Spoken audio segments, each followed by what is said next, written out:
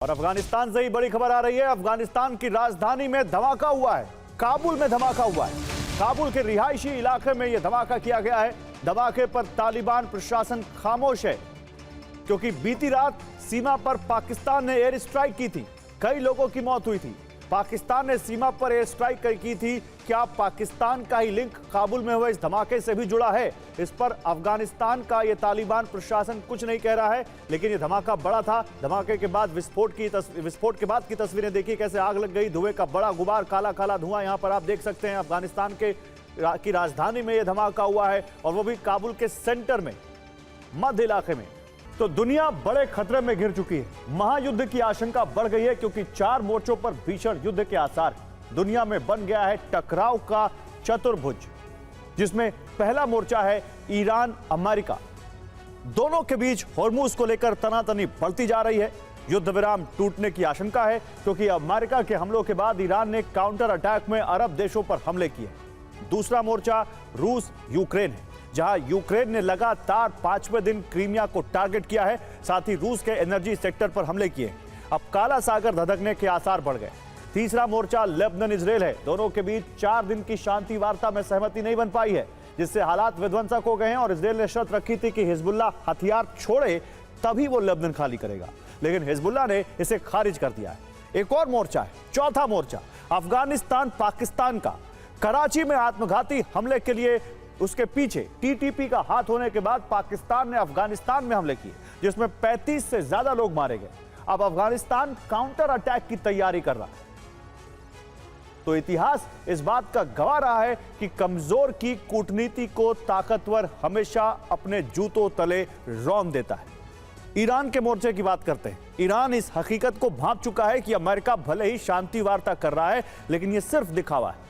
Iran को समझ आ गया है कि कागजी MOU से पेंटागन की नीयत नहीं बदली जा सकती, इसीलिए खाड़ी के मुहाने पर अब शांति का नाटक खत्म हो सकता है। एक तरफ अरब सागर में अमेरिकी फाइटर जेट्स की गड़गड़ाहट है, तो दूसरी तरफ ईरान के सीक्रेट बंकरों में एटमी हथियार बनाने का खेल शुरू हो सकता है। यानी यह सिर्फ एक युद्ध विराम नहीं है, यह अगले महायुद्ध की तैयारी का सीक्रेट प्लान है जो दोनों तरफ से बनाया जा रहा है। पहली वजह है ईरान को हॉर्मुज की तरफ बढ़ते जहाजों पर हमला। दूसरी वजह है अमेरिका का ईरान के द्वीपों पर काउंटर अटैक।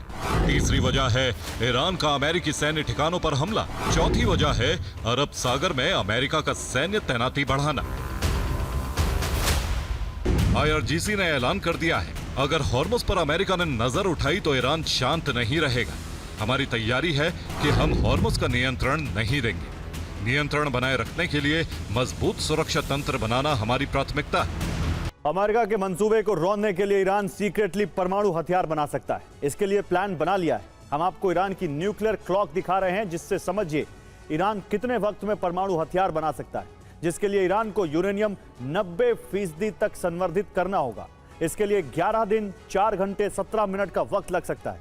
अभी ईरान के पास करीब 450 किलो HEU यूरेनियम है, जो 60% तक संवर्धित है, जिसे 90% संवर्धित करने के बाद 14 वॉरहेड बनाए जा सकते हैं, जिनकी वॉरहेड यील्ड 18 से 21 किलो टन हो सकती है, यानी हिरोशिमा पर गिराए गए परमाणु बम जितनी।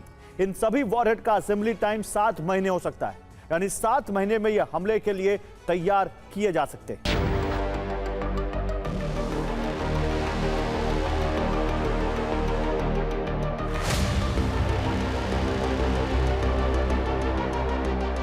कुवैत में पहला हमला अल सलेम एयरबेस पर हुआ। उसके बाद दूसरा टारगेट कैंप आरिफ जान को किया। फिर कुवैत सिटी के दक्षिण में मौजूद कैंप ब्यूरिंग पर अटैक हुआ और फिर अमेरिका का ट्रेनिंग और operational centre Ahmad Al Jaber airbase पर ड्रोन गिरे। इसी तरह बहरीन में सेंट्रल कमांड की 5th फ्लीट मुख्यालय पर हमला हुआ। फिर मनामा के पास शेख ईसा एयरबेस पर हमले किए गए, जबकि इससे आगे नौसैनिक सहायता गतिविधि केंद्र NSA पर हमला हुआ। इससे आगे जुफैर मुहर्रक एयरफील्ड को भी हमले से नुकसान हुआ। अमेरिका के टारगेट पर ईरान के तटीय इलाके हैं, जिसमें पहला टारगेट खर्ग आइलैंड है, जिसे ईरान की आर्थिक जीवन रेखा भी कहा जाता है। यह सबसे बड़ा ऑयल एक्सपोर्ट सेंटर है। यहाँ 90% तेल स्टोरेज यूनिट है।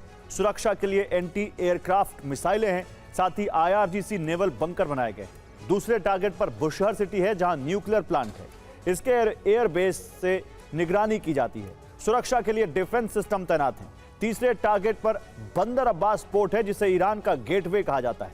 यहां naval headquarter, Hormuz command centre, missile depot और ड्रोन लॉन्च पैड मौजूद है। इससे आगे जास्क पर मिसाइल ड्रोन बेस है, जहां ईरान का अंडरग्राउंड कमांड सेंटर और नया खुफिया सैन्य बेस भी है। जबकि पांचवा टारगेट कोनार्क बेस है, जहां नेवल कमांड सेंटर है। सबमरीन फ्लीट बेस है, जिससे हिंद महासागर तक निगरानी रखी जाती है। जबकि सबसे बड़ा रडार सेंटर भी यहीं पर है।